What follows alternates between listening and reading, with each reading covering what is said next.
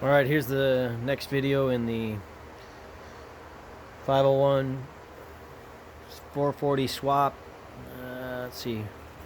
I got the bigger intake manifold, cleaned that up, put it through the hydrosonic cleaner. Got the bigger carburetor on the 440 case.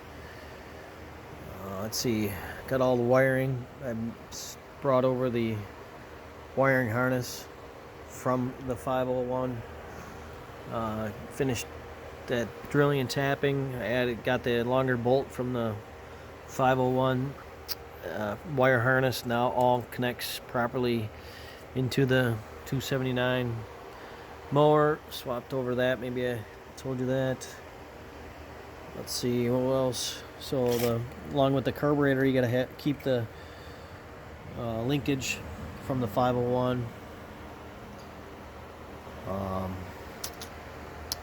Can't remember if I'm missing anything else, so just wanted to give you an update on that and onward to the next step.